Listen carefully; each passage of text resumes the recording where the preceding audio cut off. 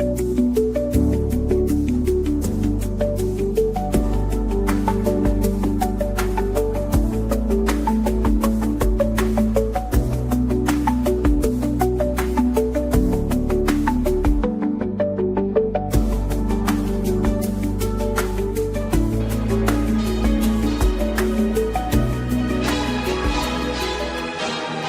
a Friday night, ladies and gentlemen. What's up? What's up? What's up? What's up? What's up? What's up? What's up?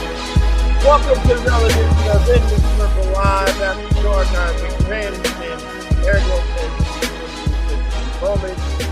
People are waiting. Y'all already know what time it is. So, first of all, here's the repeat of the intro. First of all, please excuse the Jersey, my beloved Florida Panthers, your Stanley Cup champions, are currently in overtime in Game 3 versus Toronto. So if you hear me going nuts or doing my best not to curse, that's the reason why. So I want to give apologies in advance for that.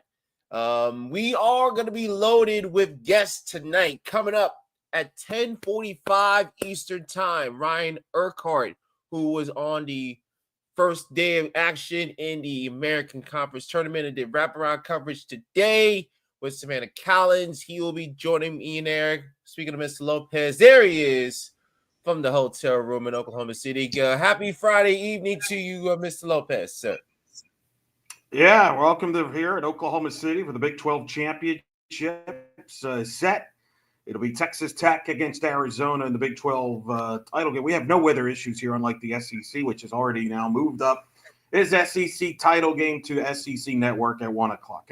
Congratulations. Nice job, Yeah. SEC. Another year, another freaking weather impact. And it waited until championship Saturday to have it happen. At least they're not an embarrassment like the ACC was. So, can we get to that now? Well, why don't you just kind of give a recap for everybody what has gone on right now in all the conference tournaments, the major conference tournaments of note. So all 4 conference tournaments have their championship games set. In the Big Ten, it will be Michigan, who held on against the Cinderella 12 seed Purdue. They will take on UCLA in the final. In the ACC, as Eric alluded to, it will be Florida State versus Clemson. A lot of controversy involved in that. We'll certainly get to that on tonight's show. The SEC, a tale of 2 games. A dramatic comeback from Oklahoma and a dramatic butt kicking by Texas A&M. And then in the Big 12, where Mr. Lopez is, it is Texas Tech versus Arizona, the top 2 teams in the league, doing battle in the Big 12 championship game in Oklahoma City tomorrow afternoon. Make sure you follow us on your favorite social platforms. Download the podcast, rate us and review us 5 stars. If you rate us 4 stars, we're inclined to believe that you are a hater. We'll get all of this out the way before we really get things rolling. Go to 643sports.643.com. That's SIXFOUR3.com to find opportunities to build your own 643 franchise in a location nearest you. Make sure you go to the New Look D1softball.com. Use promo code NEWLOOK20 to save 20% off a D1 subscription. And the big one, ladies and gentlemen, hope you like your fill of Eric and myself, because we're going to be going live 2 more times tomorrow, 10 a.m. Eastern time. Get your coffee, get your breakfast. We're going to kick off your championship Saturday because, well, we may have to make an executive decision, Eric, because of the SEC championship game moving to 1 and the Americans starting at 11. So we're still going to be on live at 10.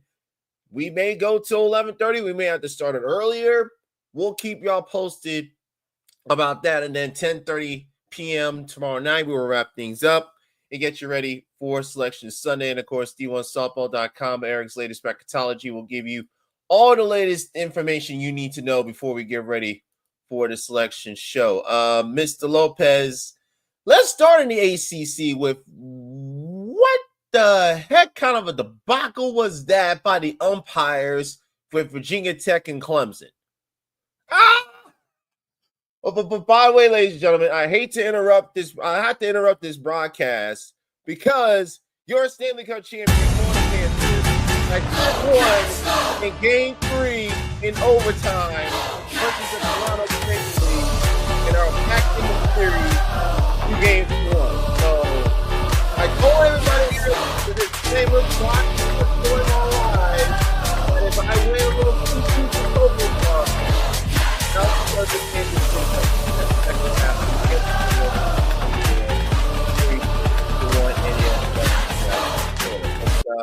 okay.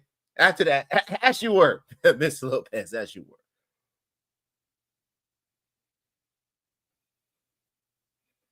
And Eric gets delayed like crazy. All right, here we go. So no, I just had to mute it because I have the Panther game actually behind the computer. I was watching it a little bit there. I did not. Full disclosure, I have not watched the Virginia Tech Clemson situation. What happened today? I was running behind, and I was on an Uber, I believe, when that all took place. Going to the stadium, I've heard witnesses about it. Apparently, it was pouring. You couldn't get a grip on the ball. Emily struggled to get a grip of the ball. Like Virginia Tech walked in, like, what was it, 6 runs in the 6th inning. So I'm open, and we're going to have a lot more on this on the championship Saturday show in the morning. We're going to have Jenna Becerra, who's there in Boston. So she's going to have a better, obviously, take on that whole thing. Mm-hmm. But I didn't see it. I will watch it at some point here tonight before just to see it. But I had concerns when I first heard about it a year ago that this championship would be in Boston in May. I had my concerns. And unfortunately, here we are, and this hits. And what's significant about this could be significant. This could cost Virginia Tech a hosting spot. It could. I don't know if it will. I don't. Hopefully not. I hope it doesn't come down to that. But I don't understand what took place from the weather. Did they? And I don't know the story whether Pete DeMoor tried to argue with it. Why was this game continued to replay? It sounds like it was a mess. And from what I saw on social media, a lot of people just had a perplexing issue there. And I don't know if the umpires, did it rain during the whole game? Did it start raining during later in the game? I mean, there's a lot of factors. Because I know people are bringing up, well, it was awful for both teams. But it sounded like, from what I've been reading on it everywhere, that it affected more later in the game. It got harder. The weather. I don't know. Again, I didn't see it.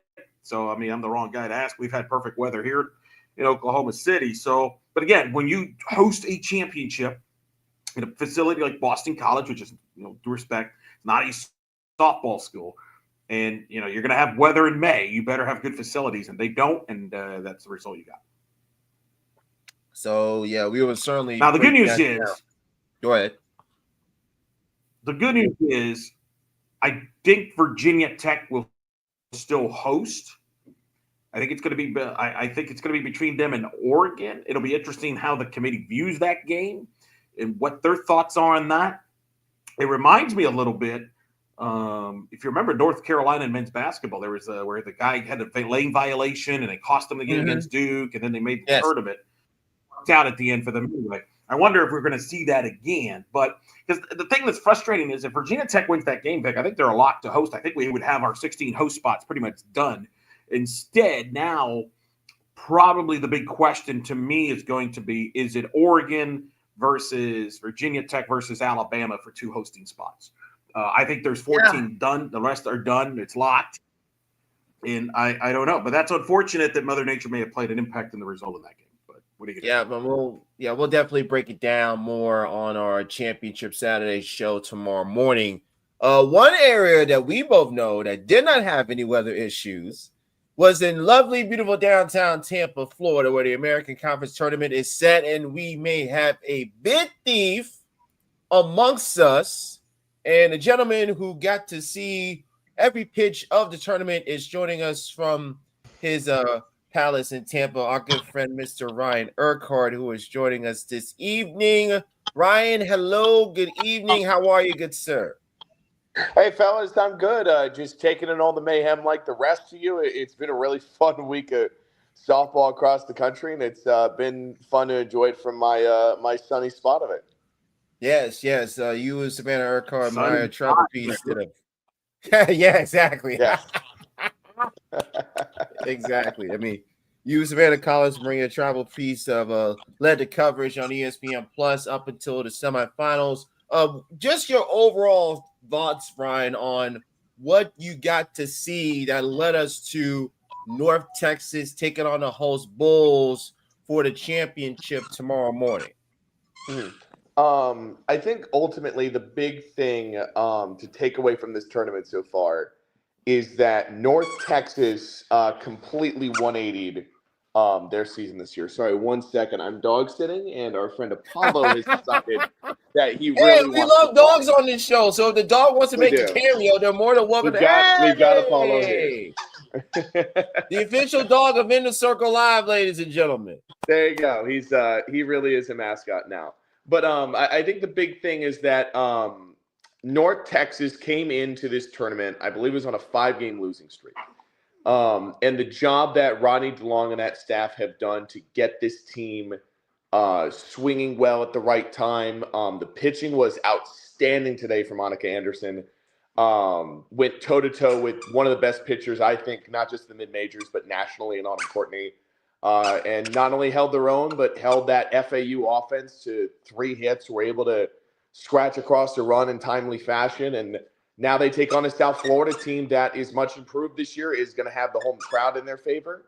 And, you know, people are looking at the America now, and I've seen some people say, oh, maybe 2-bid league. I'm on the train that if North Texas wins that game tomorrow, even if they don't potentially, but I think North Texas winning presents the best argument for this, that should be a 3-bid league. Because to me, I don't see South Florida's RPI moving with that win today, even if they lose tomorrow. And I think those are 3 really quality teams. And what, for USF perspective, hosting the tournament once again, we've seen this before from Coach Erickson's team. They were there at the championship 2 years ago before they lost to UCF. Now we've seen them again this year. What, Coach, you've been calling a lot of their games on ESPN Plus.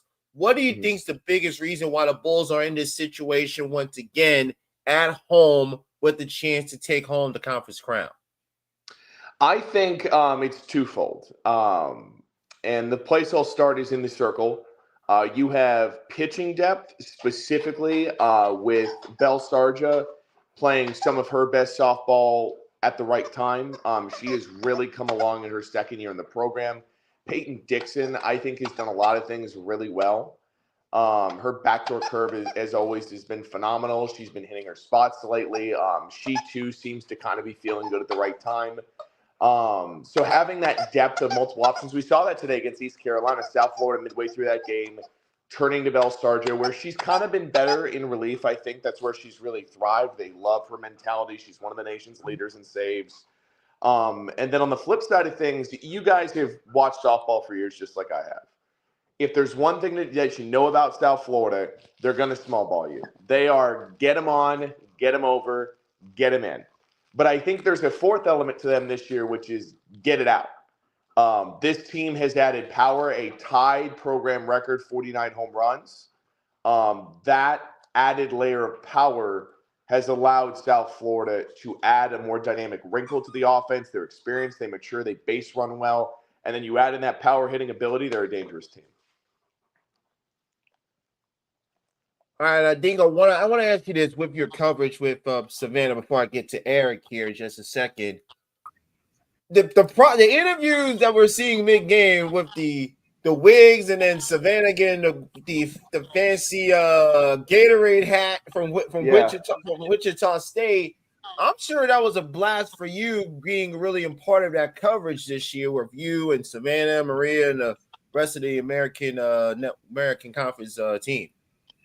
Yeah, I mean, this has been we got to do this tournament. It was 2 years ago. It was myself, Allison Keim, Morgan Uber, Georgina Korick. This time around, it's me, Savannah Maria, and Allison Keim again.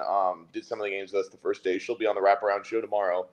But Savannah is one of the greatest colleagues I have. I've known her since we were in school together at Florida.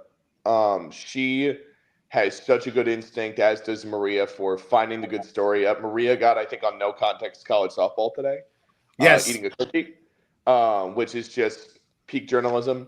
There were two things in that game that were just out of this world great reporting. The first was the Gatorade hat, and that whole story was really cool. I believe it was Caroline Talent. She's a mechanical engineering major. She was able to build that hat with no external tape on it, so it was like fully like there was no like visible tape on the outside. And then you add in the fact that it had like Wichita branding on the front, like she had somehow gotten a button on there.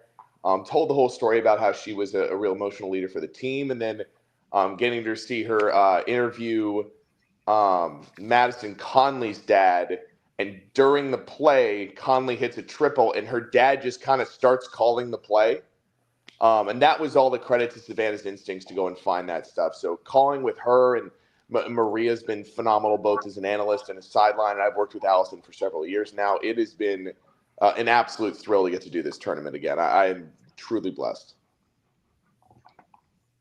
By the way, Morgan Uber is here. I hung out with Morgan Uber. She's covering the Big 12 championship. She'll be doing sideline for the championship game on ESPN. We were talking about and I got to ask you, Ryan, maybe one of the most chaotic moments finishes of the tournament championship week this week took place between East Carolina and Charlotte. Mm-hmm. And I have learned now, every time you're calling conference tournaments, it's kind of like Kevin Harlan or Adam Amin calling March Madness. You know, something crazy is going to happen. And it happened to you with Charlotte and East Carolina in the seventh inning where Ward is at the plate to hit. They throw to third. She's called out. Courtney Briall has her hands on her head. Looks like the game is over. Next thing you know, they're reviewing. Mm-hmm. And, because the runner slid off the bag. Next thing you know, they ruled that it was obstruction. Shane Winkler lost his mind, got tossed. Take me through all of that, because that was one of the most bizarre deals. And did you get any details after the fact of why it was obstruction? Yeah, so the big thing with umpires this year is the emphasis on, as you guys know, the leading edge.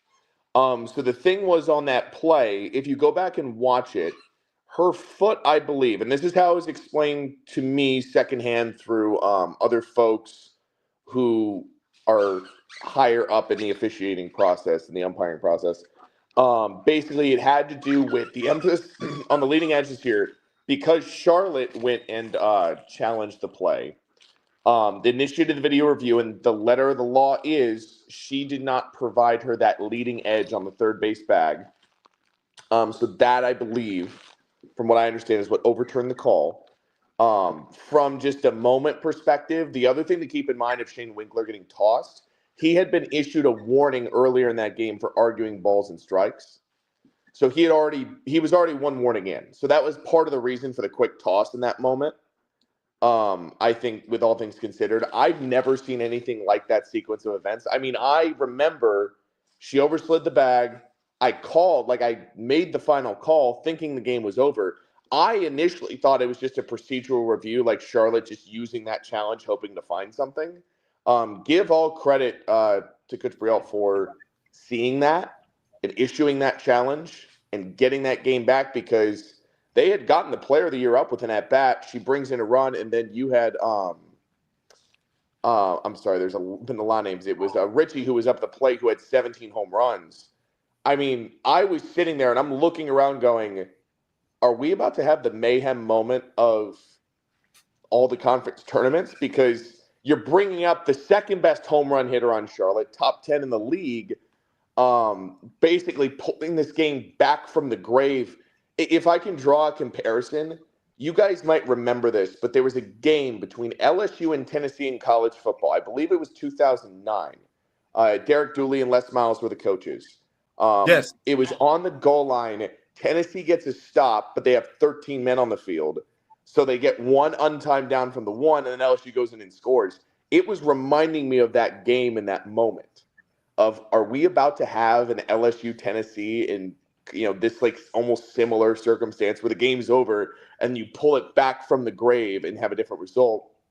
I think ECU was really great in that moment. They didn't fold. They got a pop up, finished the game.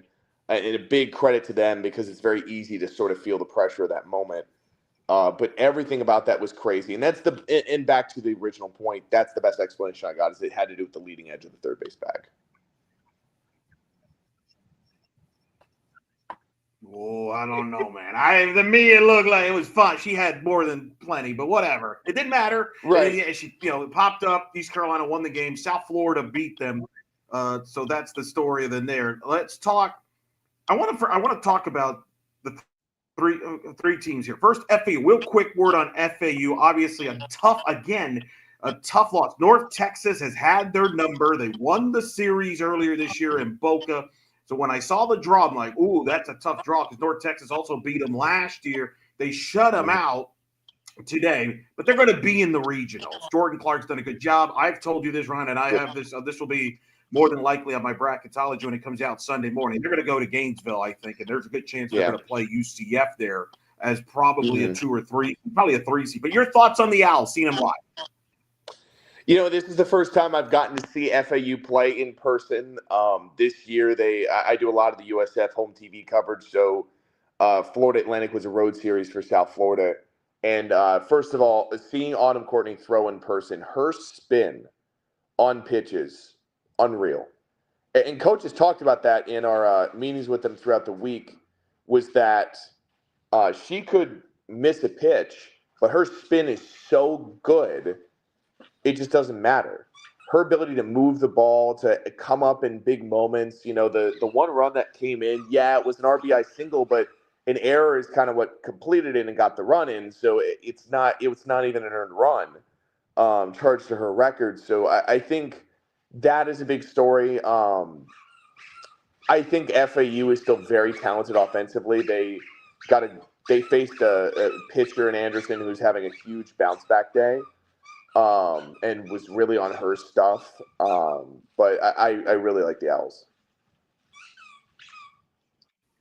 Could they present problems for Florida? You've seen Florida, obviously, Right. a lot as well. Your thoughts, because Autumn Courtney might, again, and a lot of ifs, but there's a good chance FAU will be in that regional, and who knows, FAU Florida could match up there. Yeah, it's very possible that Florida and FAU meet. I would imagine it would probably be in either. You would probably assume a winner's bracket situation if those two do come together. I think the thing is that FAU plays very sound defense. Number 1 fielding percentage in the country. They've obviously beaten some very good teams this year. It's a different animal to walk into that stadium and do it, especially in the postseason. I think that it's a very high-quality team. If Autumn Courtney's in the circle, she can present real problems, but you also have a Florida offense that, man, when they're on, they can mash. They have obviously Taylor Shoemaker, whose home run ability is very noted. Kendra Falby has just been unstoppable, and you've got some very experienced players in that lineup. So we'll see. I think that I obviously do a lot of radio coverage for Florida. I feel pretty good about the Gators' regional chances to get through a likely Gainesville regional. I'm curious to see where their Supers matchup ends up, just because I think there's a lot of quality teams in softball this year. But it's in the world of hypotheticals, who knows? But I think it's a very good Florida team, and it would be interesting to watch it play out. Could be interesting, too. If it's UCF and FAU, could be Isabella Vega against Autumn Courtney. That's a pretty good opening day, Friday regional pitching matchup across the country. I think that would be to happen. I mean, you've seen them both. If you ask me, that's maybe one of the sneaky best regional matchups right there, if we get it, is UCF FAU. That, to me, would be blockbuster stuff to see Vega and Courtney pitch against each other. 100%. Now, back to this championship game, North Texas, South Florida. They played in Denton, Texas, a couple weeks. It was a huge series. South Florida won the series 2 out of 3, highlighted by one of the craziest games of the year, Ryan, in the American, where South Florida had a lead, and North Texas came all the way back, and it was a shootout and a lot of offense. South Florida won in extra innings, and that was big for USF, and that's their point. Your thoughts on this championship game matchup with a lot at stake perhaps for both sides. South Florida trying to win a conference championship at home. It's been a while since they've won a conference championship in a tournament setting. They've won regular season titles in the American, but talking from a tournament setting, trying to win one in the first one in a while. North Texas trying to get back into the NCAA tournament for the first time since 2021. Yeah, and for South Florida, trying to get back in for the first time since 2022, when they went with Georgina Corrick. It's first time back-to-back misses in the tournament since 2011 for them. It's funny you mentioned that comeback game for North Texas. I was in Baton Rouge with Florida when it happened because the Bulls were on the road. And I remember looking at the score and going, oh, South Florida's up comfortably, and I turned it off. We're doing the game. And I was like, oh, I wonder who got the – like in my brain, I was like, oh, wait, who was the starting pitcher? And I was like, I just went to go investigate the win. And then I see 15-14, and I'm like, do I have the right stat broadcast open? Is this the right game? And I went back and looked. I was like, no, and I'm looking through the scoring, and I'm like, they had how many home runs? That was one of the wildest games of the year. I'll be curious tomorrow. I think the big X factor is what does North Texas look like in the circle with Anderson going the distance today in a very kind of high emotion, upset up the win over FAU.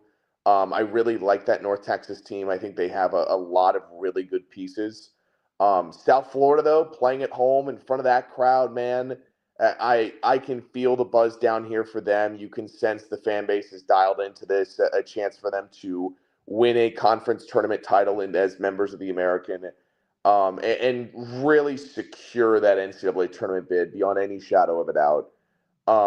Ultimately, I really like USF's chances. I think the dynamic ability of the offense, to me, it's a coin flip game, and South Florida's functionally playing at home.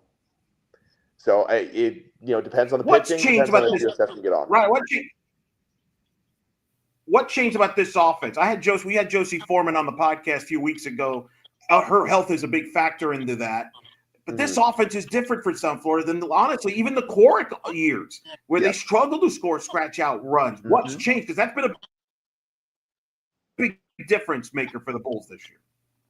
Absolutely. And the thing is, and I've told people this all year, that same South Florida team and that style, that philosophy for Ken Erickson, that was there for decades. The get them on, get them over, get them in, sack bunting with runners at first and nobody out, or two runners on, their ability to steal, that's all been there. But we already talked about they've layered power on. Program tied record in home runs. They're probably going to break that, especially if they do make the NCAA tournament. They're on pace to. And then it's the doubles are there. The other factor is the maturity. Ken Erickson talked about this way back in the preseason, that this was one of the most cerebral, mature teams he had, and he could have discussions with them that were more high level, more existential, as he put it. And to me, where that has been the most evident is in South Florida's base running. You saw it today in the East Carolina game. There was a play where they basically intentionally created a pickle to move a runner up. Or they would kind of let a runner drip off of third, and then they'd like execute a pickle really well and get back in the. I've seen that stuff, and even when it's in the motion of a play, someone will hit a single, they'll throw it into the infield, and then they'll intentionally have the wherewithal to kind of create, like say you have a runner between second and third and a runner at first, to make the defense have to think. And then all of a sudden you look up and South Florida's scored a run and somebody's standing over at second base. That ability to create those base running situations and execute them in motion, to me, that is what has vaulted South Florida into the position they're in. It's power, but it's also the maturity and the ability to do that stuff. Going to be an exciting atmosphere in Tampa. USF trying to punch their ticket officially. North Texas trying to crash the party. Ryan, you and Savannah are going to be giving us the wraparound to set the scene. When you guys going to be going on, and what can the fans expect when you kick off the coverage tomorrow? We will start bright and early, 11:30 on ESPN Plus. It has been a long week. I'm trying to make sure my times are right. If you jump on the ESPN Plus app, we'll have all the wraparound coverage. We'll take you through the tournament, preview the game. Allison Kime will also be with us. Savannah will be the host tomorrow, and we'll be breaking down everything with the American Conference. We'll talk NCAA tournament stuff with Selection Sunday around the corner. Be sure to tune in. It is going to be loads and loads of fun. I got glittered up today, so who knows what tomorrow's got in store. So that means you need to be on No Context Softball tomorrow, Ryan, because Savannah and Maria were on earlier today. So it's your job to be on tomorrow. It's not a matter of if, but when for me. I do so much goofy stuff. At some point, one of these days, they're going to get me. Eventually. Ryan Urquhart leading the coverage of the American Wraparound. Sir, thank you so much for joining us this evening. We look forward to your coverage with you, Savannah and the ladies, tomorrow morning, sir. Awesome. Thank you guys for having me on. Should be a fun one. Thank you so much. And thanks to the dog for making a cameo appearance as well. See you guys. Ryan Urquhart and his four-legged friend, ladies and gentlemen, joining us here on In the Circle Live. And we go now from the American Conference Championship to the Big 12 Championship. And if there was only somebody, Eric, that we know who has their own podcast that talks about the Big 12 that we could have available to give their thoughts and their 2 cents. Do you happen to know anybody on speed dial, sir?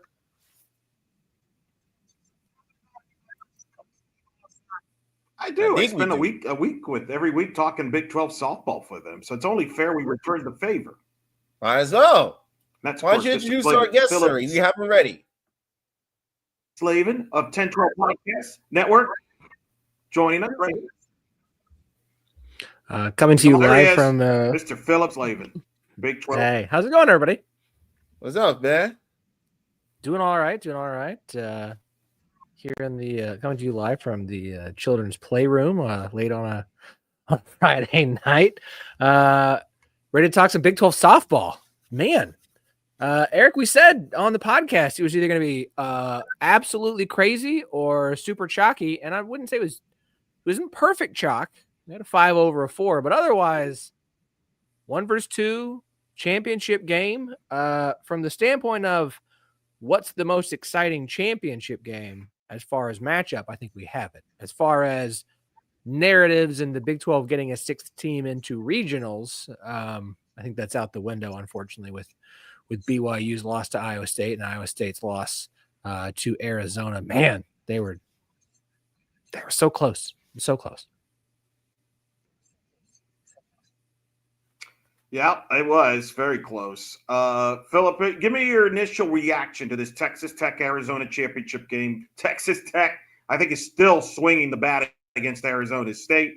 Unfortunately, when we got the lineup card and we saw McKenzie, it was batting practice. When we saw Mackenzie Brown was not in the starting pitching slot, we're like, ooh, this may not go well. And it didn't. And Arizona, Iowa State played them a good game, led that game, had some chances. We'll get to them in a little bit, but your initial reaction here on Arizona and Texas Tech, which I think is an attractive matchup for television, and they've proven to be the 2 best teams all year in the Big 12. Yeah, look, we think back to that 3-game series, and yes, Texas Tech won game 2 going away, but 2 of those games were phenomenal, and I think that's what we're going to get here on Saturday morning is a phenomenal softball game between 2 teams who will be hosting, 2 teams that I think are going to potentially be in Oklahoma City. So that's the kind of caliber of matchup we have. Again, I think this is from a just straight, let's see a really good softball game with a lot of really good players, great performances in the circle. That's exactly what we're going to get on Saturday morning between Arizona and Texas Tech. It is the best matchup. Could we have had more interesting matchups from a narrative standpoint or an intrigue standpoint if Iowa State had won? And so they were trying to beat Texas Tech to get into the postseason? Sure. Yes, absolutely. But from just a straight softball, we want to watch 2 really good teams face off because we're watching a Texas Tech team that's Glasgow. We said before this season, at what point does Glasgow get everything clicking? When do the bats start working? This team is clicking. And the Arizona State game is a little bit of, I'm not going to say Megan Bartlett punted, but I think they were way more worried at that point about regionals than they were trying to make some deep run in the Big 12 tournament, especially once you had that half inning from hell and getting up 11 runs. So like, I don't think Arizona State was as invested in their game against Texas Tech as Iowa State was in their game against Arizona. What's really interesting to me is if you look at Arizona, they had to come back against UCF to get that win. They had to come back against Iowa State to get that win. We thought Texas Tech was going to have the tougher path to get to the championship game than Arizona. That has not. That's been the one big thing I think we've really been wrong on when we previewed this tournament is Arizona's had the much tougher pass as far as the teams they have faced and the desire to beat Arizona. Not that Baylor didn't want to beat Texas Tech, not that Arizona State didn't want to beat Texas Tech, but Arizona's had the tougher road to get here. And I don't kind of wonder what that means for Saturday morning. And I still kind of think Texas Tech, yes, I feel confident in saying they're going to be a host. 15 seed, 14 seed, 13, 16, whatever the committee decides to put them in, they're going to be a host. Part of that is the bottom of the hosting bubble is really weak. But if you're Texas Tech, let's just have no worries about whether or not we're hosting. Let's not go into there with any sort of doubt. Winning the Big 12 regular season and winning the Big 12 tournament and getting another win over a quad 1 Arizona team that wouldn't be top 10, but another quad 1, almost top 10 RPI Arizona team would make you just go, yeah, we're good. We're going. Who's coming to our bracket? Who's coming to our regional? And what regional are we opposite to have to worry about facing is Supers?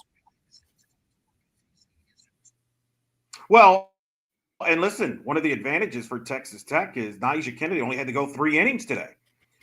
Because going into this tournament, fella, we wondered about Chloe Riasetto and would he throw her against Baylor? As it turns out, didn't do it. He did it in the 7th inning. Got a little shaky there. He brought in the freshman Lincoln there to close out the Arizona State game. But I think now, to me, you got to start Nyjah in this championship game. There's a trophy at stake here.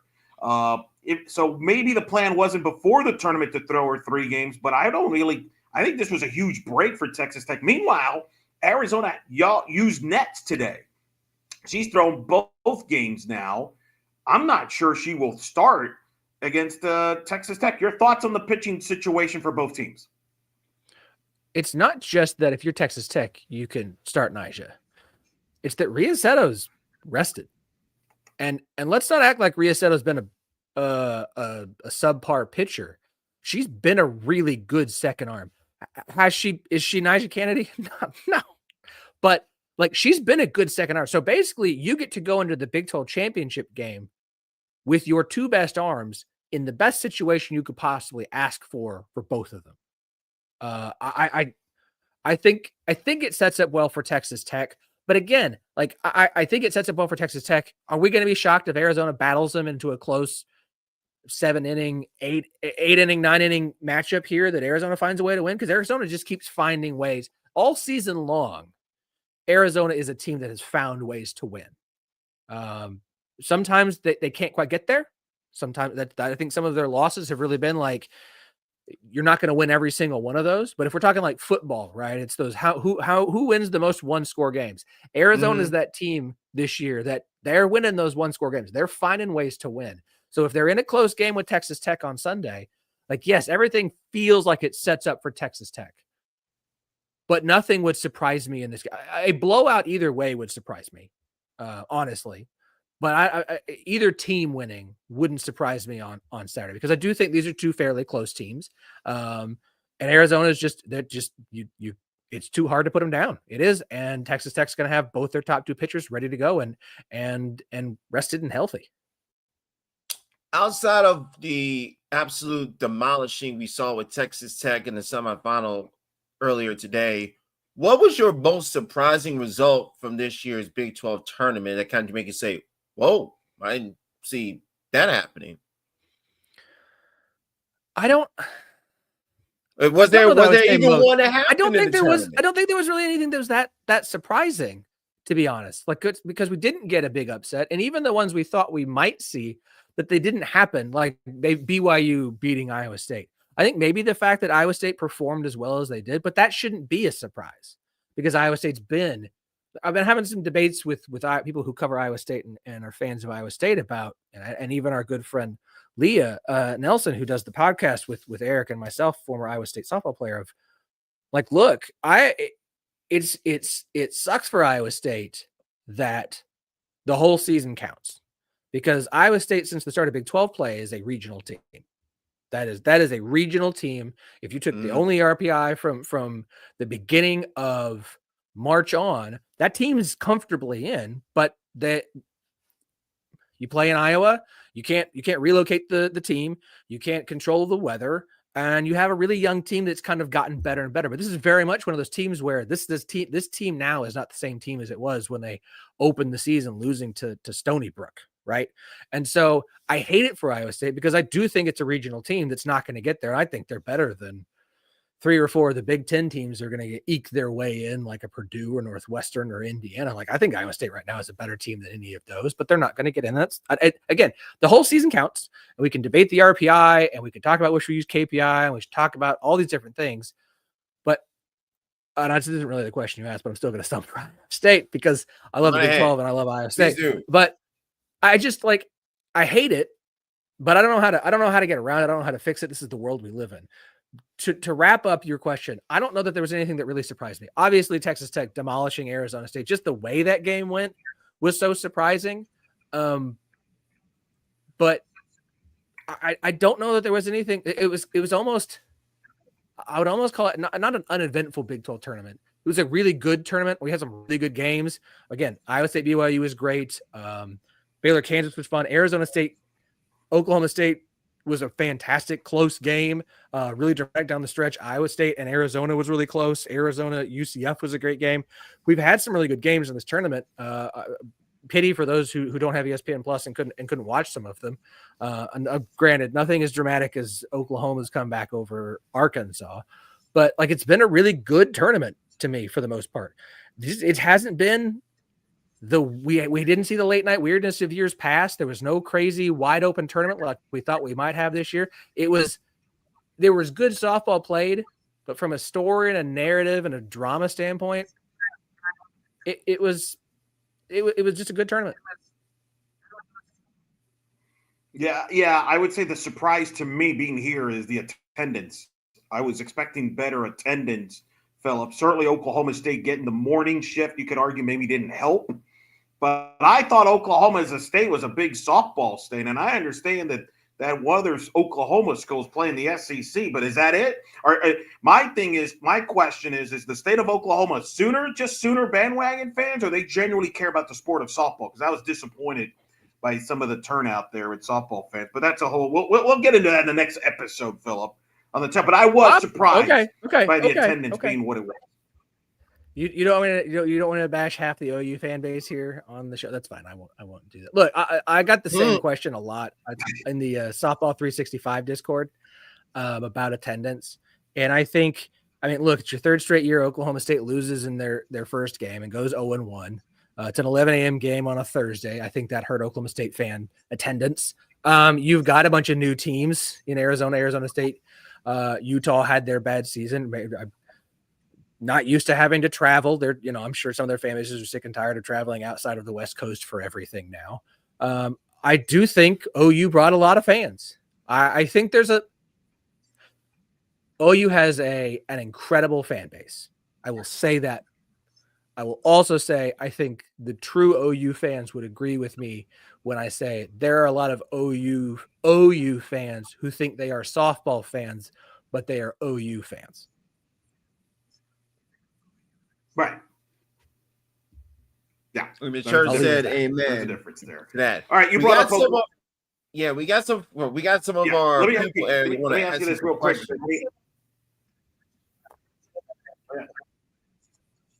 So let's go ahead with the questions here. What non-hosting Big 12? Go ahead with the question, Vic. Yeah, so Hero's asking, what non-hosting Big 12 teams do you think can make a push for Super? So we're probably looking at, we know Texas Tech, Arizona, we know they're going to be hosting. So they're probably saying Arizona State, Oklahoma State, and that's who we're kind of thinking about here. And UCF, because that'd be the other team. Really? No UCF? Well, no, I think Eric's on a bit of a delay. Yes, he is. Let me say this. I am 99% sure that Oklahoma State is going to Arizona or to Arkansas. Sorry, to Arkansas.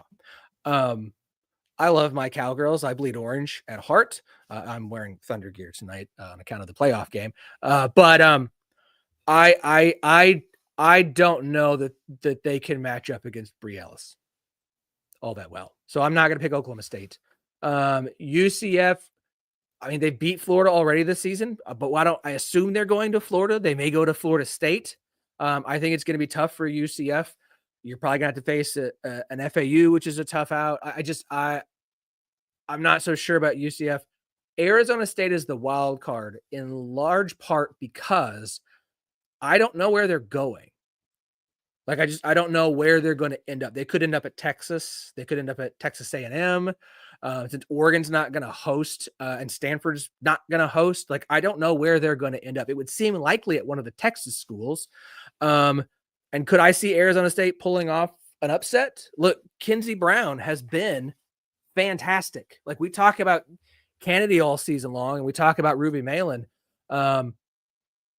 Kinsey Brown has been incredible for Arizona State, and they will go as far as she does. So Arizona State's the wild card to me, and it's entirely dependent upon where do they go and what's their matchup. And I don't know. So I would say if I was going to pick someone to go to Supers outside of Arizona or Texas Tech, at this point it would be Arizona State, because I have enough questions about where they go that I might be able to talk myself into seeing a path for them to advance, pull an upset and get out of regionals. And also, I think the biggest question with Arizona State is probably, can it get pitching outside of Kinsey Brown and be consistent? Because you're gonna need a game in a regional where you need someone other than Kinsey Brown to get you outs. And you're gonna have to rely more on that very talented and young still offense. That's the biggest thing for me for Arizona State, not just where they're gonna be placed, but can you get pitching outside of Kinsey Brown to get you far and possibly, if things break your way, make a Baylor-esque run where you win in Louisiana and you get to within a few outs of getting to the World Series in Gainesville last year. Arizona State has that talent, but it is all about getting support from your number two and who that could be. And again, it depends on where they go. Like, it would be nice if they could end up at whoever the 16 seed or the 14 seed or the 13 or whoever the non-Texas Tech bottom 5 hosts are. But if they're going to end up at Texas or Texas A&M, that's going to make it a harder path as well. Because again, we're talking about Oklahoma State going to Arkansas, who's been phenomenal this season. And again, Brie Ellis. We're talking about UCF going to a Florida or a Florida State. Where are we talking about Arizona State going? I think, look, upsets happen all over the place. I get it. But if you want an upset, you also want to go to a spot where an upset feels more like there's more potential for it. Sometimes it's not about the team itself. It's about where do you go? And so I don't know at this point. I would assume it would be one of the teams in Texas, just for proximity's sake. But I don't know. So we got Mr. Lopez back here with us. Okay. Going through some technical difficulties. Hey, Eric, now you know what I went through minus a fire alarm connectivity in Oklahoma City. Yeah, I don't really know why I'm on a delay. I mean, my hotel, I'm in a suite. You would think the internet would be working, but I mean, it's kind of a weird weather in Oklahoma, as Philip knows very well. Let me ask you about Iowa State. There's a post-game pressers are on our YouTube channel. Jamie Pinkerton was very defiant in the post-game, talking about we need to look at the system and adjust it, more better metrics. The quote, archaic. I kind of agree with them. I think it's a flaw in the sport. This is the only sport, Philip, and you cover all the sports, where the third best team in the third best conference, RPI-wise, will not make the tournament, but the last place team in other conferences, like the SEC, make the tournament. That would not happen in basketball. That doesn't happen in baseball. It doesn't happen only in softball. How do we fix that? I mean, you're going to have an overhaul. Like you and I have had this conversation. It's ridiculous to me that more than 2/3 of Division I softball is considered a bad game.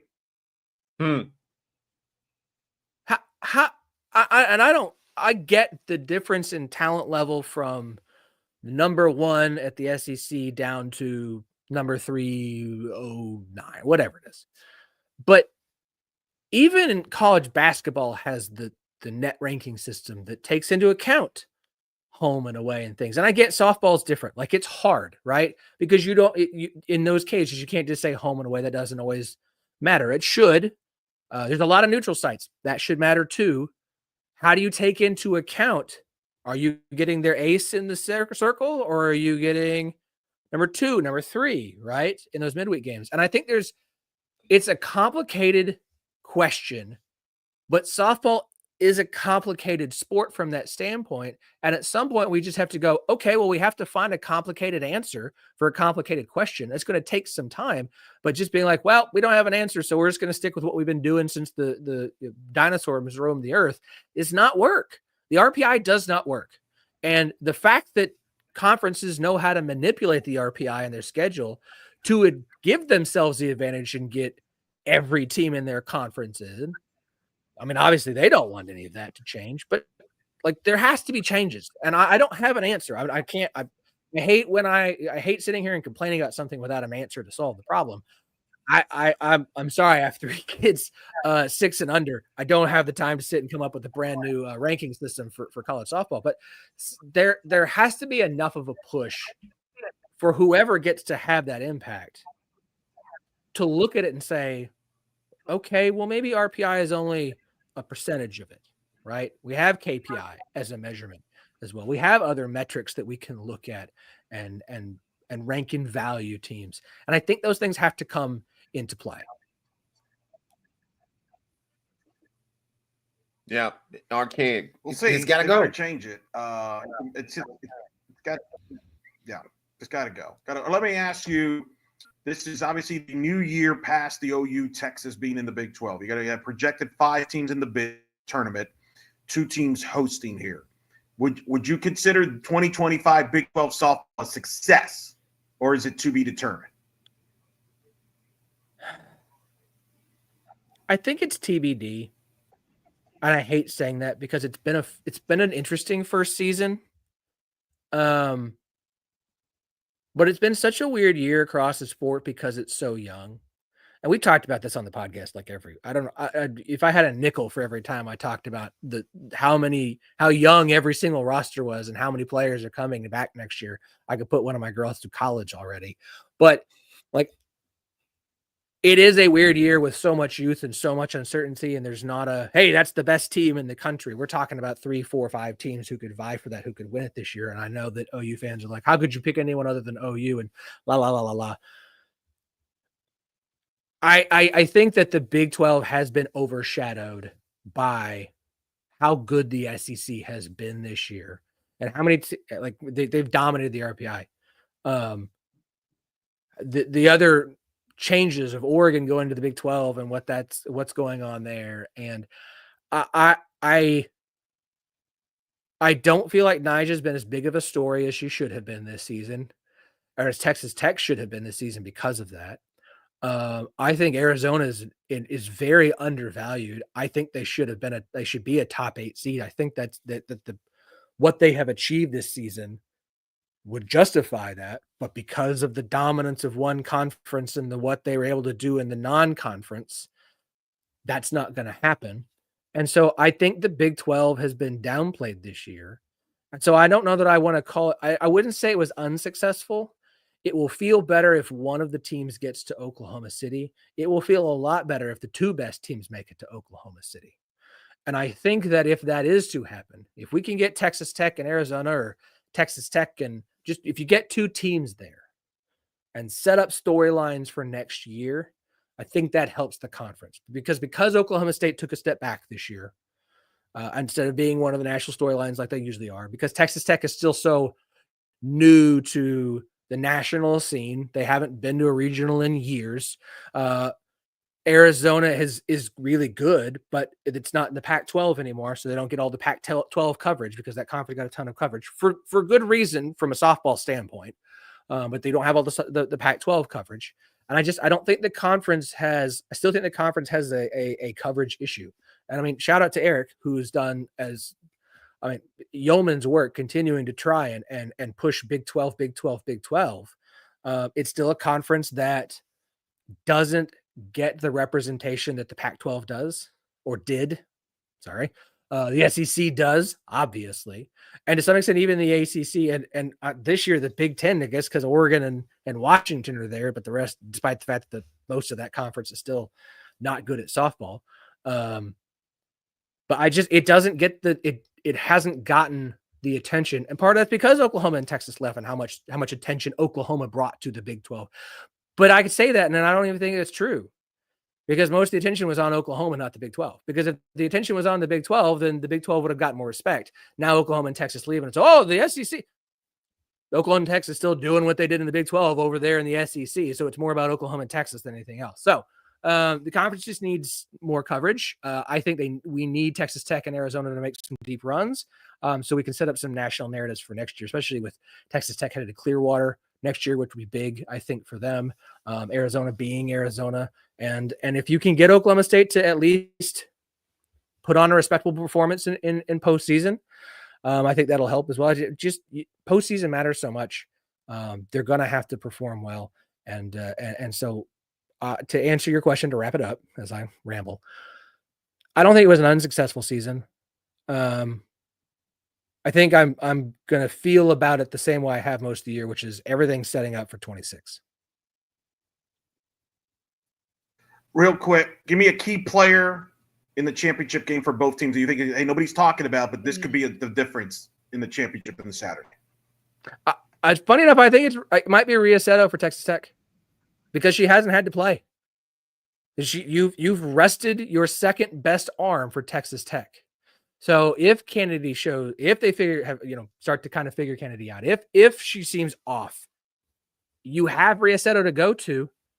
I think she could be a very valuable piece. The fact that he didn't have to use her in game 1 or game 2, again, if you've got your second best arm and she hasn't had to play, it's fantastic. I mean, as for Arizona, how healthy is Devin Netz? I mean, she's Big 12 Player of the Year for a reason.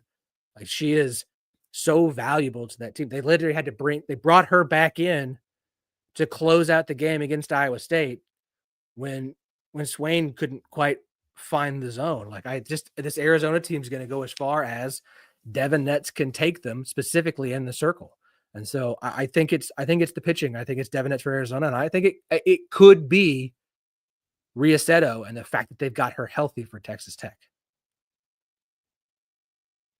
Philip Slavin from the 10-12 Network podcast. He, Leah Nelson, and some other dude that I co-host a podcast with who's on a million other podcasts. What do you guys have coming up? You cooked up for your sleeves, guys? We get ready to go into the postseason in the NCAA tournament with the selection show with about less than 36 hours away from about less than 48 hours away from now. Yeah, we'll have a show next week. Obviously, we'll recap where Big 12 schools are headed. Any other news that breaks about Big 12 schools, potentially, head coaching changes, if any of that happens. One school I think we're all keeping an eye on here over the weekend just to see if anything breaks. We'll cover all of that, and we'll probably have that out, I don't know, Monday or Tuesday. And of course, I have a guest scheduled for the show. If I say who that is, it won't happen. So I'm just going to leave it at that.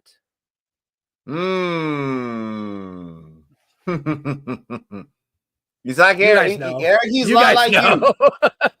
He's a lot like Eric. He doesn't want to say who the guest is because he's fears he might jinx it. He doesn't get the interview. So I will jinx it. It always jinxes it. Always. So that's why I had to follow 10-12 Network on all your social platforms and find out who that guest is going to be on the next episode of the 10-12 Network podcast. Philip Slavin joining us here this evening, sir. Thank you so much. We appreciate the time and look forward to catching up with you soon, sir. Thanks, guys. I appreciate it. Eric, good to see you. Vic, take good care of him. Philip Slavin, ladies and gentlemen. He is exactly like you. He's exactly like you. He will not he would not say the name of the guest for fear that it may jinx it and it doesn't come through. So I appreciate it. I appreciate the hustle. Darn right. Yeah, I wouldn't do it either. So I don't blame him there. And I promise I'll be not on delay like I am evidently in Oklahoma. But that's what it is. Should be interesting. For Texas Tech, by the way, Arizona, ESPN noon. Eric Yes. Freed, Danielle Laurie, Madison Shipman on the broadcast with Morgan Uber on the sideline. So that's a pretty good crew. Solid crew. Let's get into what happened in Athens today. A tale of two games. Arkansas jumped on the Sooners early, but the young Sooners had their moment. They had an SEC tournament record, 6 home runs, and then it was a 77 that got the big hit to end up winning the game, but it wasn't the one from Arkansas who did it. It was the one from Oklahoma who did it. It was Oklahoma who got the win 8-6, and they're playing in the SEC championship game in their inaugural season, and they will take on Texas A&M. And Texas A&M, oh my Lord, wow, 14-2 run rule win over Texas. So it's OU Texas A&M for the SEC championship. And Eric, for all intents and purposes, this is going to be for the number 1 overall seed in the tournament come Selection Sunday tomorrow afternoon. Texas A&M might argue they should be the number 1 seed regardless. I mean, oh my goodness, the way they punished Texas was incredible. Now, it is worth mentioning Keegan Cavan did not pitch in that game. So, but nonetheless, yeah, I think A&M and Oklahoma, winner of that game, probably, especially if it's A&M, will be easily the number 1 seed in the national tournament. I think if Oklahoma wins, they'll likely be the number 1 seed. I think the interesting part will be if A&M wins over Oklahoma, where is Oklahoma seeded? Is Oklahoma seeded 2? Are they seeded 3? Are they seeded 4? Based on their non-conference schedule. I don't know. That's going to be interesting. But yes, that's what's at stake. And apparently the game's moved up to 1 o'clock Eastern because of weather, I guess, worries in Athens. So it will be on SEC Network from that standpoint. But yeah, heartbreaking if you're Arkansas because you really controlled most of that game. Robin Herring couldn't hold it up, and you wondered, had Arkansas held on to win, would they be in the mix for at least maybe a conversation to be in the top seed? That's not going to happen. I do think Arkansas probably is a top 5 seed as a result. Texas, yeah, that was interesting. They're pitching. I mean, there's some questions there. There's no question, but I think they're a top 8 seed regardless. There, I think that's the big story there in the SEC. It'll be interesting. Oklahoma and A&M, and as Philip mentioned, it's funny. Everybody, Oklahoma. This is a young Oklahoma team, and if they win the SEC and this young team, if I'm an SEC school, I'd be concerned because only this team was probably going to get a lot better. By the way, it was Garcia. We'll see. Who hit the walk-off we'll see what happens run. with him. It was. Yeah, probably should have been in the freshman list for national freshman. Oh, don't worry. A lot of Sooner fans were saying that exact same thing about her not being on the national freshman of the year finalist list. So yeah. Amanda Lorenz, I think, had an associate too on that. Yeah, correct. And all I'll say, ladies and gentlemen, is that Sunday night, D1 softball, Selection Sunday extravaganza. I have a trick up my sleeve. That's all I have to say. That's all I have to say. Stay tuned on Sunday night. And Mr. Lopez is speechless. Well, I'm a little worried about that. Yeah, I'm a little worried about that. I don't know if I want to sound that on that. But yeah, I mean, the SEC tournament is what it is. It's another blah SEC tournament. There were some fireworks early on. Obviously, the walk-off today was exciting. They had the walk-off with the Brie Ellis Grand Slam. I believe that the SEC tournament is too big, and they should not invite everybody to the SEC tournament. Otherwise, you're going to run into issues like this. And I just, to me, I get it why they do it because of television, but they should be more. I'm actually going to defend the Big Ten on this. I like how the Big Ten does it, where you only have 12 teams. You don't send everybody. To me, trimming it down would be make conference tournaments better and more fan-friendly, in my view. Absolutely. Speaking of the Big Ten, we know who will be in the Big Ten championship game. It's not who we thought it would be in the Big Ten championship game, but the man who was on the ground in West Lafayette joins us now. Jeff Brown covering the Big Ten tournament for us on D1 Softball. Jeff, welcome to our humble little live show. How are you, sir? We appreciate you, gentlemen. Thanks for having me. Sir, it was a scene in a Bittinger tonight where Purdue nearly pulled off another upset, but fell short to Michigan 4-2. Just your thoughts, first of all, on the sold-out crowd that got to see their beloved Boilermakers one final time, put a last effort before Michigan held them off and advanced to tomorrow's championship game. Yeah, terrific sold out crowd tonight. The hill out in right field, plenty of people sitting on blankets and in lawn chairs, and everybody got to see a great headline game to start at UCLA Nebraska, and then followed up with Purdue and Michigan. A lot of Purdue people standing around watching the first game, waiting to find a seat, and really enjoyed their Boilermakers. I'll tell you what, put on a heck of a show. I talked with Michigan's coach afterwards. I said they're like vampires. I mean, you just had to put a stake through their heart and dismember them because they weren't going away, and they had two big opportunities to get the lead in the game and just missed out on both. And that's a credit to Michigan, who's really playing well right now. And Michigan, they were able to find a way to beat Oregon in the quarterfinal, and of course had to survive that late charge versus Jordy Ball. They're going to take on a UCLA team that, as crazy as it sounds, have been very businesslike in handling their road to the Big Ten championship. Terry was dominant today in their victory in the semifinal. What was the thing that most impressed you about UCLA in their path to get to this championship game in their inaugural season in the league? Well, I talked to head coach Kelly Inouye Perez yesterday just about them arriving, and we saw day one of the Big Ten tournament where 3 of the 4 lower seeds got wins. And I said, they were coming off their first 2 home losses of the season to Northwestern. So how were they going to respond? And they responded quite well. And I think you maybe hit a nail on the head. Very, very businesslike. She's been that way and said that, we've spent all season preparing for this. Everything before it didn't really matter. Now it matters. And we saw, Tinsley have a great game 1. And then now Caitlin Terry outdoing the player of the year, the pitcher of the year. She struck Jordy Ball out 3 times and then just threw 13 Ks in the circle and was just dominant out there today. You got Terry doing her thing, and now she's going to go up against the Michigan team. Going into the tournament, Michigan was one of those teams where was living on the bubble. Do you think that their run that they've made, including beating Oregon, did that solidify Bonnie Toll and her Wolverine spot in the tournament come selection Sunday night? Yeah, I think they've done enough. That win over Oregon was really fairly dominant. I mean, 5-0 there. They were able to get on them. Durkowski and Hain are just pitching terrific. And, Coach Toll said, I'm using both of them. And that's kind of the way it's been. Durkowski started all 3 games, went the distance in the first one, and Hain's become the closer the last 2 nights, and I expect probably to see that again tomorrow against UCLA. So I think they're pretty good. They feel good. Coach Toll told me she thinks we can relax. I think we can go out and really now play UCLA and not feel like we need to win. They needed to win against Oregon. They needed to win against Wisconsin just to open it. So they put together some nice things, and they've got momentum right now. And I think that's a big part going into the tournament. That's a team you want to see in the tournament.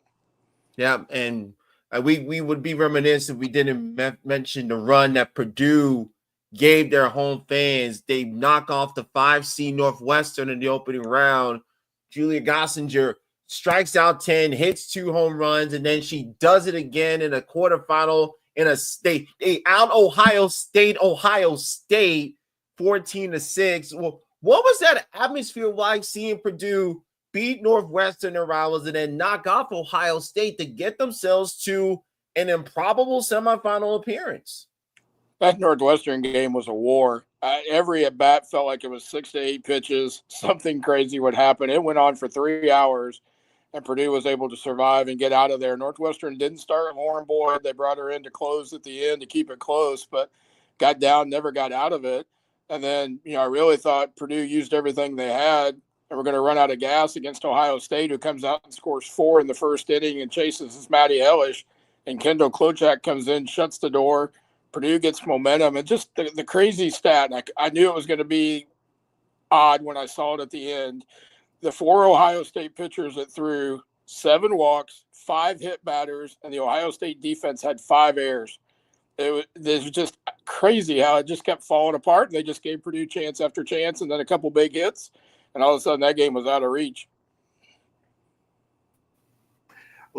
Jeff, let's talk about Oregon here, because to me, one of the bigger stories of this week is Oregon going out like they did against Michigan, putting themselves in a bad spot, in my opinion, to host. I personally don't think they're going to host. I probably won't project them. They still could. You had a chance to be around them. What happened there, and what's their vibe there? Do they feel kind of optimistic about hosting? Did they not? What's the vibe in Oregon when they were there? Well, I think they maybe had the most to lose coming here, right? They could be a top 8 seed and guarantee home through the super regional. And now, I don't think that's going to happen at all. And then, they probably are still a host. It's hard this time of year. How do you put one game on them and say that defines their season, or they're not good enough? They've got a body of work that says how good they are, but they just couldn't get anything going against Turkowski and Hain, who just kind of shut them down and limited them. And then Michigan had a big inning, finally got to grind and chased her out of the game and ended up pulling away and putting a win. So there wasn't a lot of energy from them, which was kind of surprising. But I don't want to just say one game takes them out of everything they've done all season. They are the Big Ten champions for a reason. Let me ask you about, look at this Michigan run. And I know you've talked to Bonnie Toll. What has been the difference for Michigan this week that they haven't shown, honestly, over the last couple of months?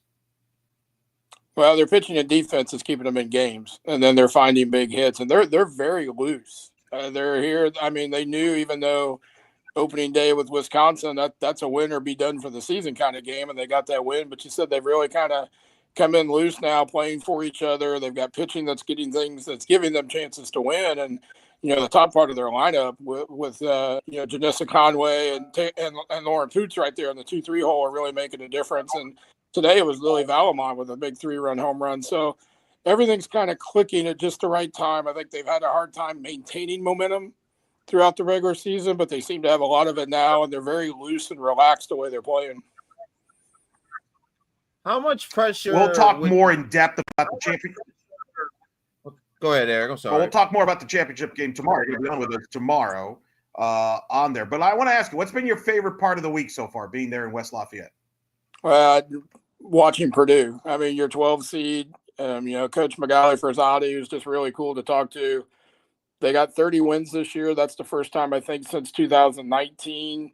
I think it's first time in the Big 12 or the Big 10 tournament since 2019. They're the first 12 seed to go to the round of 4 there, to the semifinal round. So a lot of things trending in the right direction there for Purdue, even though their offense is so different. And that's the stat of the weekend was their matchup with Ohio State. Purdue starting 9 combined had 20 home runs this season. Ohio State starting 9 had 119. It's just a crazy 2 completely different teams out there. Like I said, Purdue just kind of small balled them to death, and Ohio State made errors, and it was over in a heartbeat there. So they were fun. You always love underdogs. I would have loved to have written that story about them going to the championship. And can you imagine what Purdue UCLA would have been like tomorrow night? Michigan and UCLA is going to be wild enough, but Purdue UCLA would have been fun. So it was good to see them. I mean, the stadium was packed tonight. It was hard to get down to do interviews after games because the concourse was just full of people. It was an awesome atmosphere. And I tell you what, Purdue's Bittinger Stadium is one of the best. It's just absolutely gorgeous, and it's been a great host this week.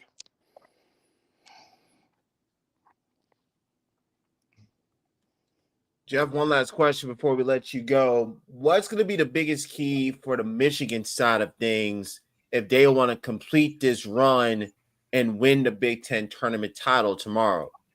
Score early. You can't get behind UCLA. I think they know they've got a puncher's chance here, and probably and can certainly play with them. But Drukowski's going to be going probably her 4th start in 4 days. Even though she limited her pitch count tonight, was really good, and they've got her and Hain. But like you said, UCLA seems to be on a mission. They want that first Big Ten title. They want that ranking. They want those RPI wins. They're trying to kind of finish and get that good seed for the postseason. And I don't think you want to chase them. You don't want to be down 2-0, 3-0 and have to try to come back against them. I think that'll be very tough. Especially the way that Terry was pitching today. If she deals like that on tomorrow versus Michigan, it's going to be a long and short afternoon for those Wolverine bats. Yeah, I don't know if she'll come back. I mean, Tinsley pitched the first game. We haven't even seen Fisher yet, so we'll see. She'll have the whole staff available tomorrow, I'm sure, to try to complete this one. All right, Jeff, tell the people what you have great content on D1 softball covering the Big Ten tournament. Tell the people what they can expect there from you on Saturday in championship game coverage. Well, definitely followed up with both coaches. It's been great talking to them this week. Let's see who's the star tomorrow. Let's see who stands out and does some things. It was great to talk to Caitlin Terry tonight, who was just absolutely fantastic. I've had great conversations with both Michigan pitchers this weekend, both coaches as well. So this sets up to be a wonderful game, 4:00 on the East Coast tomorrow here for that one. So, and the weather's just been phenomenal. And I think tomorrow actually is going to be the best day, mid-70s and sunny. We're going to have just a wonderful atmosphere. But two storied programs, and here's maybe your stat. I put it in my recap that's in the story. Michigan has the most ever Big Ten softball tournament titles, going against UCLA, who has 0. Still looking for that first one. Obviously, a lot of other titles already in their back pocket, but I think, quietly UCLA's kind of putting it after that. They're going to go get this first one for them. You got Michigan to UCLA to decide a Big Ten tournament championship. Gotta love that in the year 2025. Jeff Brown covering the Big Ten tournament from West Lafayette. Appreciate you joining us, sir. Get some rest because we will see you bright and early tomorrow morning and get you more of your fantastic insight in West Lafayette. Thank you so much, sir. Hey, I appreciate you guys. Have a good one. Jeff Brown covering the Big Ten for us on D1Softball.com. You can check out his recaps as well as the rest of the conference tournaments on our conference championship central on D1Softball.com. Shelly Carlin, our West Coast correspondent, with some breaking news. Nevada is out in the Mountain West, so it'll be San Diego State versus Fresno State in the Mountain West Tournament Championship. Mr. Lopez, I ask you, sir, if Fresno State wins, does that cost an at-large bid potentially to San Diego State? No, it's going to cost Nevada. Nevada's out. I don't think Nevada has the resume to get in as an at-large, and that's unfortunate. And I keep saying this. I hate when especially lower-level mid-majors do tournaments and things like this happen, because I think Victoria Hayward did a heck of a job for that team. But if you look at their resume, their only significant wins were 2 wins against San Diego State in the regular season. So now the question becomes, if Fresno wins, does San Diego State get in as an at-large? I do think they could sneak in. Their RPI was 32 going into today. We'll see what it is. It's been on Saturday. But they have the wins they got in Clearwater. They just picked up a win against Arizona recently in a week. So I think San Diego State has the case to be an at-large. And then that scenario, the Mountain West would be a 2-bid league. However, if San Diego State comes back and beats Fresno State and wins the automatic bid, then I think the Mountain West will be a 1-bid league, which could pose to be good news for conferences like the Big Ten, conferences like the ACC, and maybe the American, Victor. We had to start the show with Ryan Urquhart bringing up the fact that there could be 3 bids in the American. Mm-hmm. That could help the Mountain West being a 1, could help them in that regard. Yep, and realistically speaking, Purdue could have been a bit deep had they made it to the Big Ten championship game and somehow stunned UCLA. We got a potential bit deep in North Texas in the American Conference USA. I'm checking out Conference USA as we speak to see what the situation is. Well, the Big Ten's a mess. Well, I mean, the Big Ten's a situation that's interesting. Michigan may have played themselves in. Remember Indiana last year, Vic? They made the run to the Big Ten final, lost to Michigan by a run. They got in as the last team in. That might have happened with Michigan here, even if they lose to UCLA. Picking up wins over Oregon was huge for them. We'll see. Indiana's on the bubble, but I think their resume is pretty good. I think that I'm going to tell you right now, the Washington Huskies right now, I would be very nervous. The Washington Huskies may not make the NCAA tournament. They are in big, big trouble. I'm telling you, this has not been a good week. They lost to Indiana early in the week. Their RPI is down to 40. They don't have a lot on the resume. Honestly, if they were Washington State Cougars, they would not be in the NCAA tournament. It's not just because they don't have a softball program. It's just the brand name would that be great. I'm telling you, I think Washington's in trouble. They're probably going to sneak in on brand. But if you look at this Big Ten mess, there's not room for all of them. There shouldn't be anyway. No. And so I think Washington could be in trouble. I think Northwestern's out, which is weird because they got in after the win over the UCLA, but then they followed it up with losing to Purdue. Purdue's out. They don't have quality top 100 wins. What about Indiana? They're out. They're not going to. They shouldn't make the tournament. They're interesting. Their RPI is 41. They have about 6 top 50 wins. That's the one. Now, if that could go either way because the committee could knock them for their non-conference schedule. But here's the problem, Vic. Liberty is right now may not win CUSA tournament. Right, because Liberty's playing Jacksonville State, and Liberty has to win twice to win the Conference USA title. So there's another. They had to survive a marathon. Yes, they had to survive an extra inning game against La Tech tonight just to get to that championship game. They did it last year, winning twice. They're going to have to do it again. If they don't, and if Jacksonville State wins, that's going to steal a bid because I think Liberty is in the field, and that's going to steal a bid from somebody, maybe a team with a big. Yeah, correct, 100%. So I'm going to tell you, folks, this Selection Sunday is the first Selection Sunday that I can remember where there is going to be suspense from a hosting standpoint, but definitely on the bubble side. And it's interesting that we haven't had that. Usually we've had one or the other. This one we're going to have both, and it's going to be interesting. The committee's kind of in a tough spot. Oh, thank you, that's right, Jeremy. Great point. Thank you, Jeremy, because they did change the format. The one game winner take all championship. Thank you, Jeremy. This you see, Eric, this is why we love our fans. This is why we love our fans, because they hold us accountable. Because I'm laughing. Because I was thinking about last year how Liberty needed to beat New Mexico State twice. Yeah.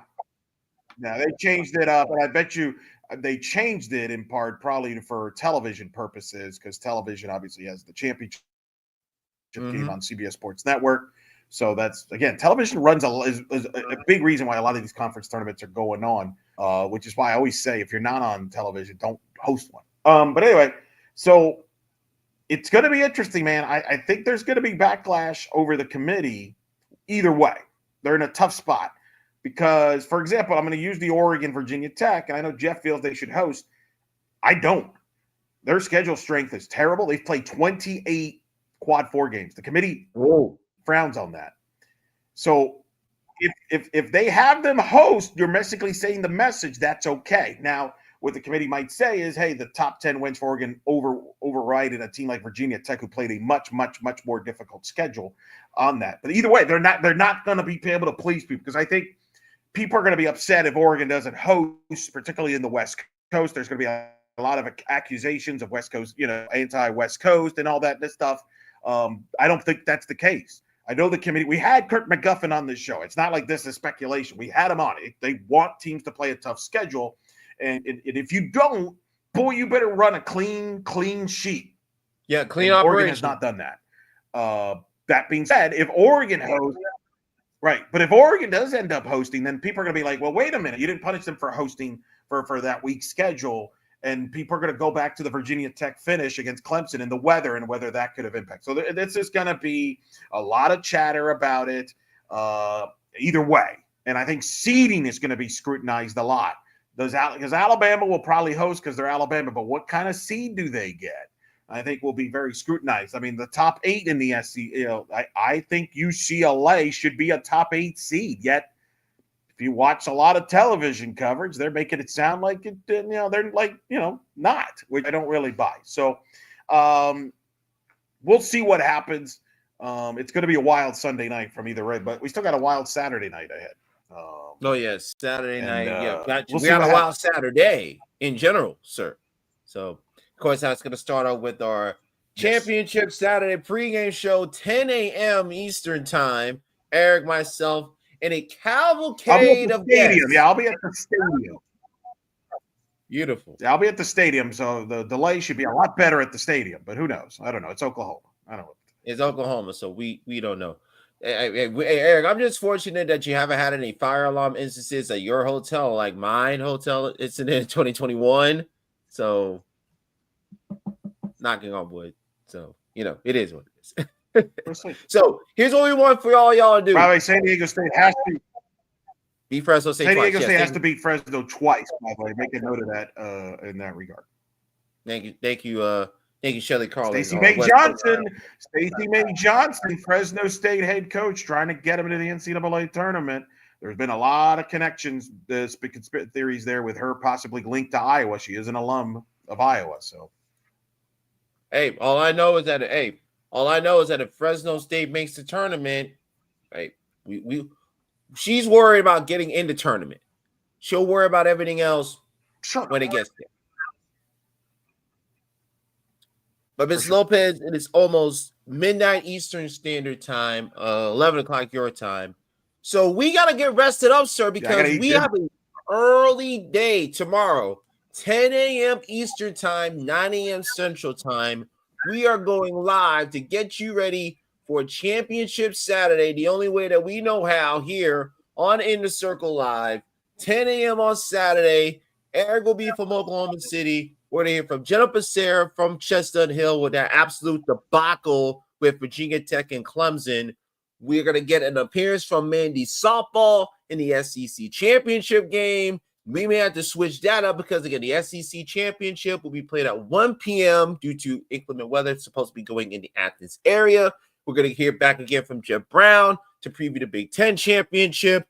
And who knows, whoever guest might pop up. And then, of course, we will wrap it all up 10:30 Saturday night, recapping those championship games, and Eric giving his thoughts on his final bracketology will be posted Sunday morning, available on D1Softball.com. You need to subscribe to D1Softball.com. The new look website is out. It is beautiful. You can get all the scores.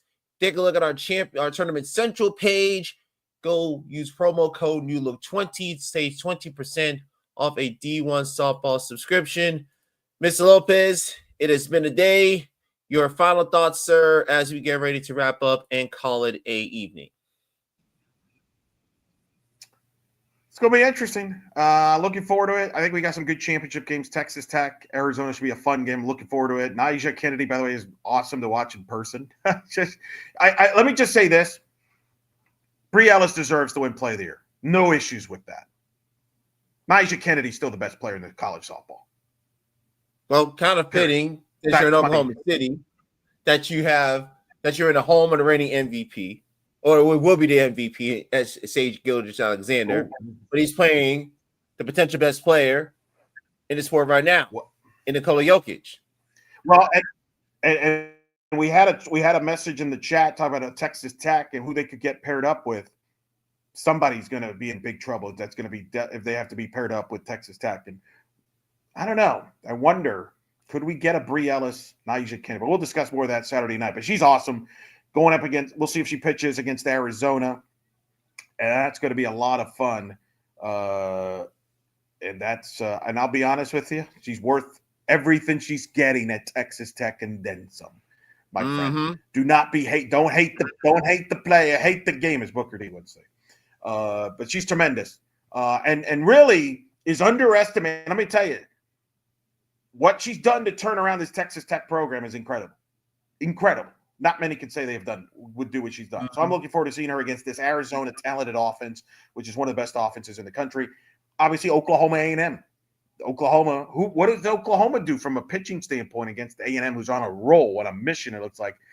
Is A&M going to make a statement that they are a national championship threat contender, maybe the favorites going in, or does Oklahoma say no?